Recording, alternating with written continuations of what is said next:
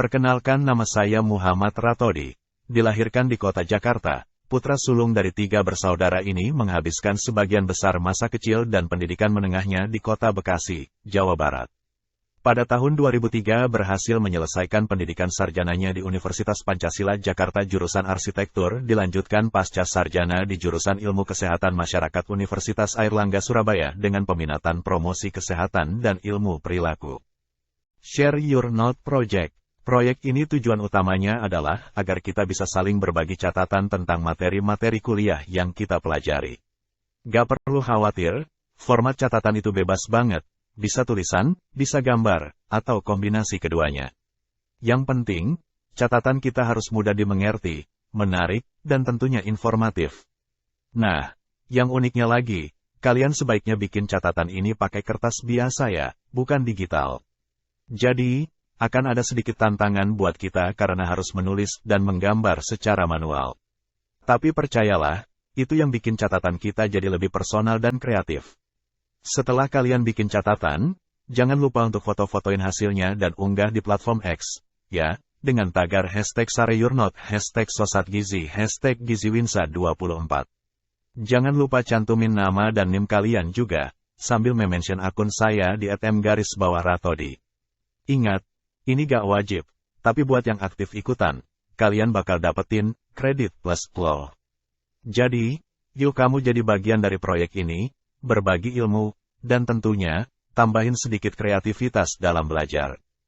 Pola hidangan di Indonesia adalah cerminan kaya akan warisan budaya dan keberagaman kuliner yang dimiliki oleh negara ini. Dalam mata kuliah Sosiantropologi Gizi, kita akan menjelajahi lebih dalam tentang bagaimana pola hidangan ini tidak hanya mencerminkan preferensi rasa, tetapi juga nilai-nilai sosial, agama, dan budaya yang tertanam dalam masyarakat Indonesia.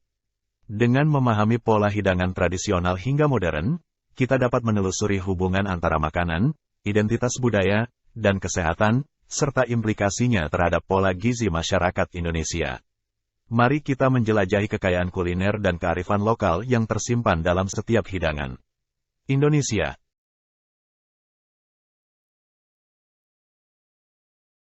Pola hidangan di Indonesia adalah cerminan keberagaman budaya dan sejarah panjang yang kaya cerita. Dari masa prasejarah hingga zaman modern, hidangan Indonesia telah mengalami transformasi yang menarik. Di tengah lebatnya hutan tropis, di masa prasejarah, suku-suku pribumi hidup berdampingan dengan alam, mengandalkan hasil bumi dan kekayaan alam sebagai sumber makanan utama. Mereka menanam padi di sawah-sawah terasering, memancing di sungai-sungai yang mengalir deras, dan berburu di hutan belantara. Dalam memasak, mereka mengolah bahan-bahan segar yang mereka dapatkan, seperti nasi, ikan, dan sayuran, dengan tambahan rempah-rempah lokal seperti kunyit, lada, dan kemangi untuk menciptakan hidangan yang lezat dan menggugah selera. Namun, ketika kapal-kapal pedagang dari berbagai belahan dunia mulai merapat ke pelabuhan-pelabuhan di Nusantara, suasana di Indonesia berubah. Datangnya bangsa-bangsa asing membawa pula kekayaan budaya dan kuliner dari negara asal mereka. Di pasar-pasar yang ramai, terdengar suara riuh dari tawar-menawar pedagang, sementara aroma harum rempah-rempah dari bumbu-bumbu asing menguar di udara. Pedagang Tionghoa membawa resep-resep mie dan dimsum, sementara pedagang Arab mengenalkan cita rasa kari yang khas. Melalui zaman kolonialisme, pengaruh asing semakin terasa dalam pola hidangan. Indonesia. Para penjajah dari Eropa seperti Belanda, Portugis, dan Spanyol membawa pula makanan dan teknik memasak dari tanah kelahiran mereka. Di dapur-dapur istana kolonial, masak-masak Indonesia belajar meramu bahan-bahan lokal dengan bumbu-bumbu dan cara memasak ala Eropa, menciptakan hidangan-hidangan baru yang unik dan menggugah selera. Namun, meskipun Indonesia mengalami banyak perubahan dalam sejarahnya, banyak dari warisan kuliner tradisional tetap terpelihara hingga saat ini. Di tengah gemerlap kota-kota modern, warung-warung kaki lima yang menjajakan nasi goreng, sate, dan rendang tetap ramai dikunjungi oleh orang-orang yang mencari cita rasa autentik. Di rumah-rumah tangga, ibu-ibu masih meracik bumbu-bumbu tradisional untuk membuat masakan harian keluarga. Dengan demikian, pola hidangan di Indonesia tidak sekadar mencerminkan makanan, tetapi juga sejarah, kekayaan budaya, dan keberagaman masyarakatnya. Dari masa prasejarah hingga modernitas, warisan kuliner Indonesia terus berkembang dan menginspirasi, menjadikan masakan Indonesia sebagai bagian tak terpisahkan dari identitas bangsa yang kaya dan beragam. Bumbu adalah kunci rahasia dalam membuat hidangan yang lezat dan berbeda. Ini adalah campuran rempah-rempah seperti kunyit, lada, jahe, dan bawang yang memberikan cita rasa khas pada makanan. Ketika rempah-rempah ini dipadukan dengan tepat, mereka menciptakan harmoni rasa yang memanjakan lidah kita. Sebagai contoh, ketika kita menikmati semangkuk soto yang hangat, kita dapat merasakan sentuhan harum bumbu-bumbu seperti serai dan daun jeruk yang memperkaya rasanya. Bahan utama merupakan komponen utama dalam hidangan yang memberikan substansi dan karakteristik khas. Ini bisa berupa daging, ikan, atau sayuran, tergantung pada jenis hidangan yang dibuat. Misalnya, dalam gulai ayam, bahan utamanya adalah potongan daging ayam yang dimasak dalam kuah kental dan kaya rempah. Penyajian adalah tahap terakhir dalam proses memasak yang penting untuk menciptakan pengalaman makan yang menyenangkan. Ini melibatkan tata cara meletakkan hidangan di atas piring atau mangkuk dan menghiasinya dengan indah. Penyajian tidak hanya tentang tampilan visual, tetapi juga tentang cara hidangan itu disusun sehingga menciptakan kesan yang menggugah selera. Misalnya, sebuah hidangan nasi goreng yang disajikan dengan irisan mentimun dan telur mata sapi di atasnya tidak hanya terlihat menarik tetapi juga mengundang selera makan. Dengan memahami dan mengaplikasikan unsur-unsur ini dengan baik, kita dapat menciptakan hidangan-hidangan yang lezat, memuaskan, dan berkesan bagi kita dan orang yang kita sajikan. Pola hidangan memegang peranan krusial dalam memperkuat identitas budaya masyarakat Indonesia. Setiap hidangan tidak hanya menawarkan rasa yang nikmat, tetapi juga membawa dalam setiap sendoknya sejarah yang kaya, nilai-nilai yang diwariskan dari generasi ke generasi, dan filosofi lokal yang menggugah. Dalam setiap potong nasi kuning yang dihidangkan di tengah-tengah acara adat, kita dapat melihat jejak sejarah leluhur yang diabadikan dalam setiap biji beras yang diolah. Begitu pula, setiap potong sate yang dihidangkan pada saat pesta ulang tahun, menceritakan cerita persaudaraan dan kebersamaan yang menjadi pondasi kuat dalam budaya Indonesia. Perbedaan pola hidangan antar daerah di Indonesia menjadi cerminan kekayaan budaya kuliner yang dimiliki oleh setiap wilayah. Di Pulau Jawa, makanan cenderung memiliki rasa yang lebih manis dan menggunakan rempah-rempah khas seperti ketumbar, kunyit, dan kemiri. Hidangan Jawa seringkali memiliki cita rasa yang lembut dan kaya, seperti tongseng, gudeg, dan tempe bacem. Penggunaan gula merah dan santan juga sering menjadi ciri khas dalam masakan Jawa. Berbeda dengan Jawa, Sumatera terkenal dengan masakan yang lebih pedas dan kaya rempah. Hidangan Sumatera seringkali menggunakan cabai, lengkuas, dan serai untuk memberikan cita rasa yang kuat dan berani. Contohnya adalah rendang, gulai, dan soto Padang yang terkenal dengan kelezatannya yang kaya rempah. Di Pulau Bali, makanan seringkali menggunakan kelapa dan bumbu segar seperti serai, daun jeruk, dan daun salam. Hidangan Bali memiliki cita rasa yang segar dan kaya akan rempah alami. Contoh hidangan khas Bali adalah ayam betutu, lawar, dan sate lilit yang menggunakan rempah-rempah segar dan bahan-bahan lokal. Sementara itu, di Papua, makanan cenderung menggunakan sumber daya lokal seperti ubi, sagu, dan ikan air tawar atau laut. Hidangan Papua seringkali menggunakan teknik memasak sederhana namun menghasilkan hidangan yang lezat dan bergizi. Contohnya adalah papeda, ikan bakar, dan matoa yang merupakan hidangan-hidangan tradisional Papua yang kaya akan nilai gizi.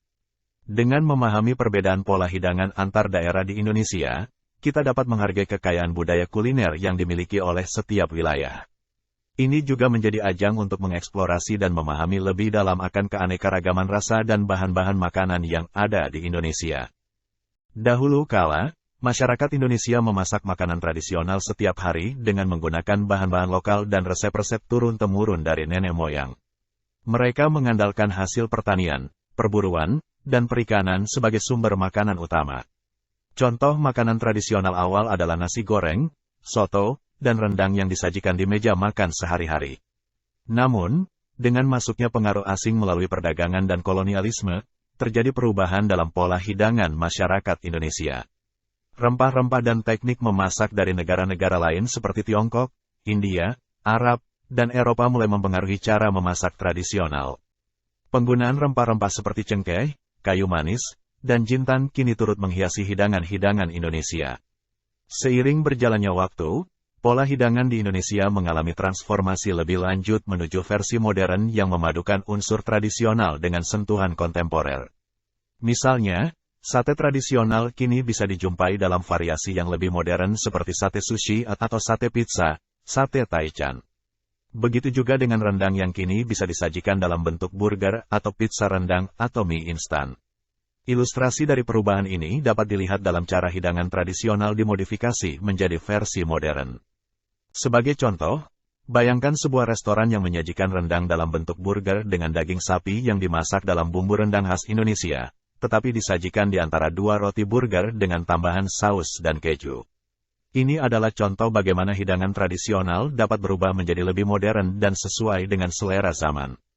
Dengan demikian, perubahan pola hidangan seiring waktu mencerminkan adaptasi dan inovasi yang terjadi dalam budaya kuliner Indonesia. Meskipun mengalami transformasi, nilai-nilai dan cita rasa tradisional tetap dilestarikan dalam setiap hidangan, sementara juga terbuka terhadap pengaruh dan kreasi baru dari berbagai budaya di seluruh dunia. Dahulu kala, di desa-desa Indonesia, masyarakat hidup dengan pola makan yang didasarkan pada warisan budaya dan nilai-nilai lokal. Mereka menjaga tradisi memasak dan menyantap hidangan-hidangan tradisional seperti nasi padang, gado-gado, dan ikan bakar sebagai bagian tak terpisahkan dari kehidupan sehari-hari. Namun, dengan masuknya era globalisasi, arus masuknya makanan barat mengubah pola hidangan tradisional di Indonesia. Restoran cepat saji dan gerai-gerai makanan internasional mulai bermunculan di kota-kota besar. Makanan seperti burger, pizza, dan kentang goreng dengan cepat menjadi populer di kalangan masyarakat yang terpapar oleh tren barat. Seiring dengan itu, gaya hidup barat yang seringkali berorientasi pada kesibukan dan kepraktisan juga memengaruhi pola konsumsi makanan di Indonesia. Masyarakat menjadi cenderung memilih makanan instan atau siap saji yang lebih praktis, seringkali mengorbankan kualitas nutrisi dan keberagaman makanan. Meskipun demikian, perubahan ini juga membuka peluang bagi adaptasi hidangan lokal untuk menciptakan variasi baru yang menggabungkan unsur-unsur tradisional dengan cita rasa dan konsep barat. Munculnya burger rendang, pizza dengan topping sate ayam, atau sushi dengan tambahan bumbu sambal adalah contoh bagaimana pola hidangan tradisional beradaptasi dengan tren global. Ketika tiba Hari Raya Idul Fitri, suasana kebersamaan dan sukacita menyelimuti seluruh masyarakat Indonesia.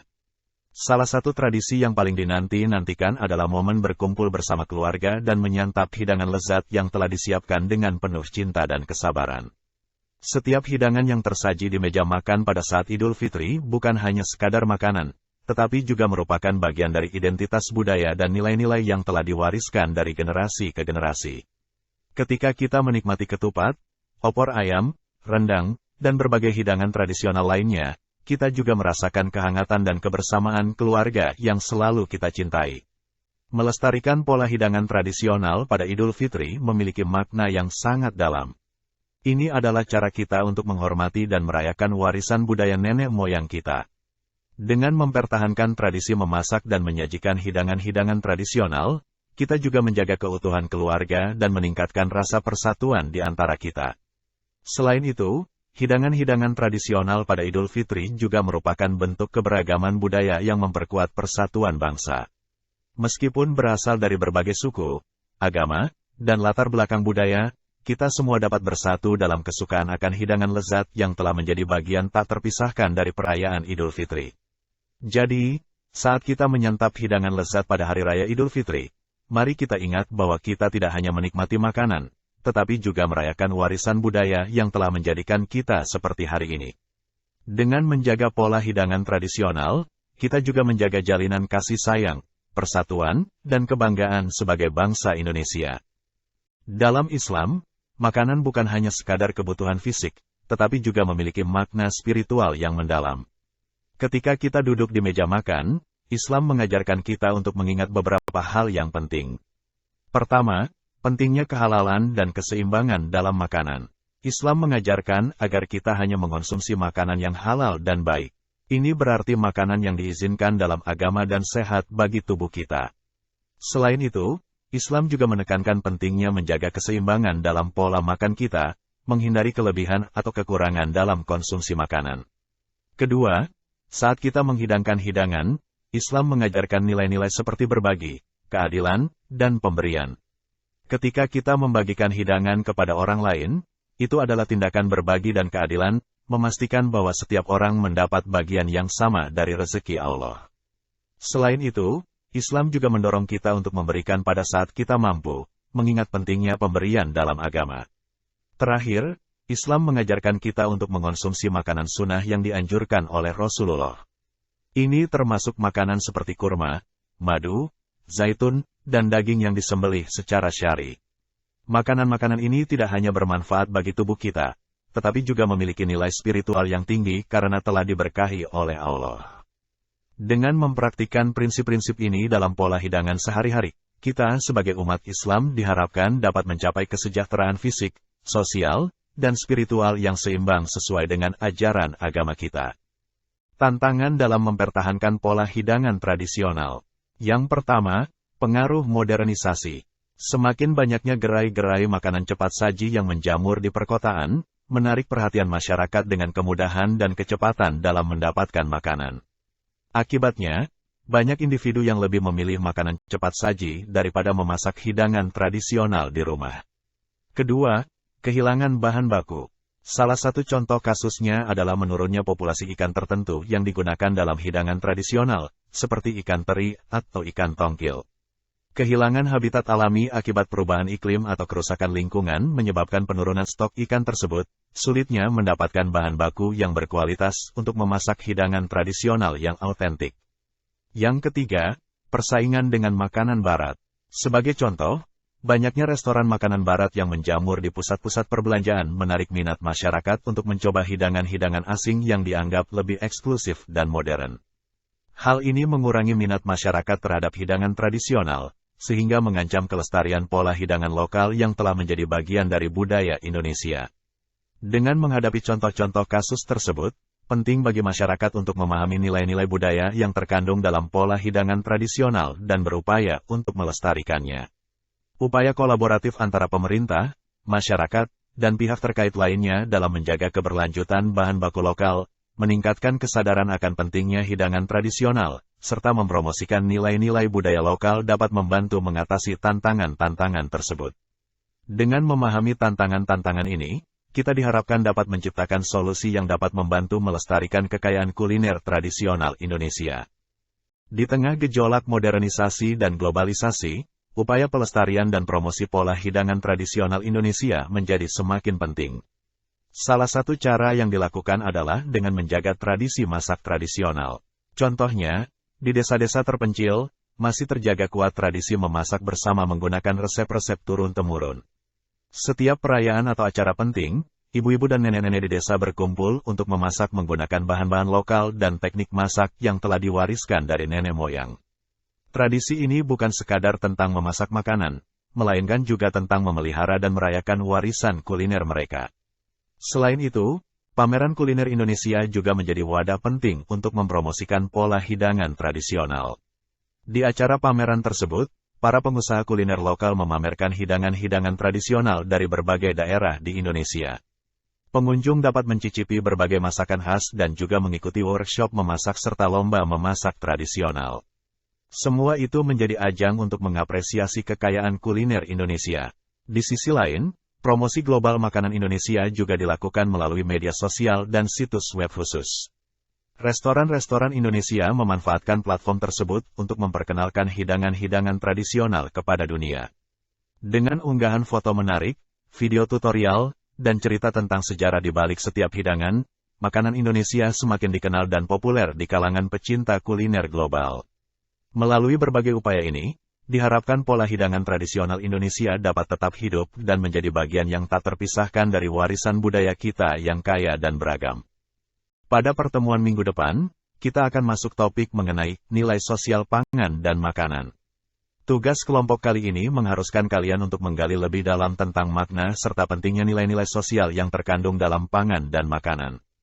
Langkah pertama adalah dengan berdiskusi bersama anggota tim untuk memahami konsep tersebut secara menyeluruh. Setelah itu, kita akan mencari contoh-contoh nilai sosial yang termanifestasi dalam berbagai aspek pangan dan makanan, mulai dari nilai budaya, religius, ekonomi, hingga lingkungan. Setelah diskusi, Tim akan memilih satu contoh kasus atau studi kasus yang relevan untuk dianalisis lebih lanjut. Hal ini bisa mencakup dampak kebijakan pangan terhadap masyarakat lokal, peran makanan dalam ritual keagamaan, atau bahkan dampak sosial dari praktik industri makanan tertentu. Tiap kelompok akan melakukan analisis mendalam terkait contoh kasus yang dipilih, mengumpulkan data-data relevan, dan melakukan analisis yang komprehensif. Hasilnya akan disusun dalam bentuk laporan kelompok yang mencerminkan pemahaman kita tentang nilai sosial dalam pangan dan makanan. Selain itu, sebagai bagian dari presentasi, setiap kelompok diminta untuk membuat video singkat yang menjelaskan temuan dan analisis kalian. Video ini dapat berisi narasi yang ringkas, grafik atau visualisasi data yang mendukung, serta contoh-contoh konkret yang mengilustrasikan nilai-nilai sosial dalam pangan dan makanan berdasarkan contoh kasus yang dipilih. Pastikan untuk menyampaikan informasi secara jelas dan menarik agar pesan yang ingin disampaikan dapat dipahami dengan baik oleh audiens. Selamat bereksplorasi!